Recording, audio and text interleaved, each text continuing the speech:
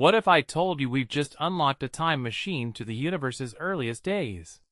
Nope, not a sci-fi plot. This is real life. The latest data dump from the Sloan Digital Sky Survey is giving astronomers a front-row seat to the Milky Way's origin story, and honestly, it's blowing my mind. Let's unpack why this isn't just another space news blip. It's a revolution in how we see our galaxy. Okay, so here's the deal. SDSS-V's Data Release 20 is like getting a 4D map of the cosmos, but with a twist. They've doubled down on white dwarf catalogs, mapped ancient stars in our galactic halo, and even peeked into neighboring galaxies. But what cracks me up is how this data isn't just numbers. It's rewriting textbooks. Let's start with the halo stars. These are the universe's OGs, some with 1% of the sun's iron. Why does that matter? Because these stars are fossils. Literally. They're leftovers from the Big Bang's after-party, and studying them is like analyzing ash to reconstruct a supernova.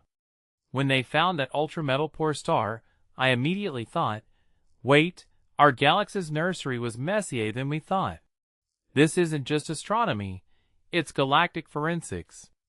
Now, let's talk white dwarfs. These dead stars? They're not just cosmic tombstones, they're crime scenes.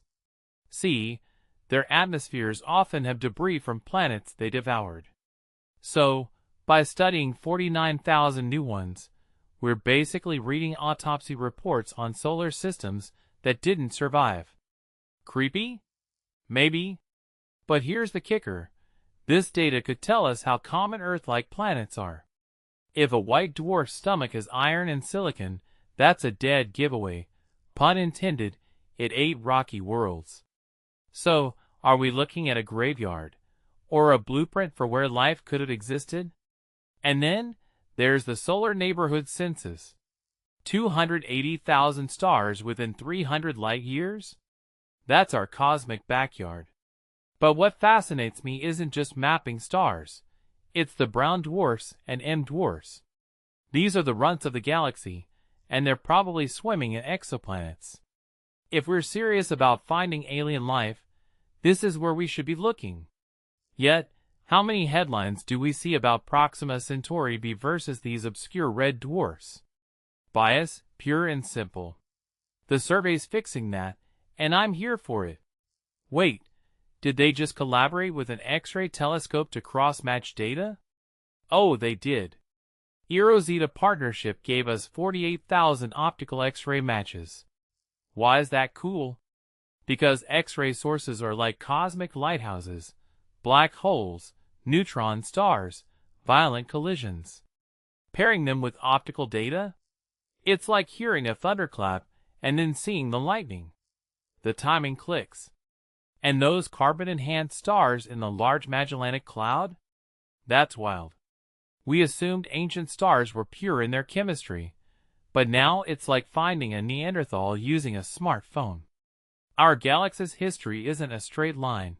It's a tangle of mergers, adoptions, and cosmic dumpster fires. So here's my hot take.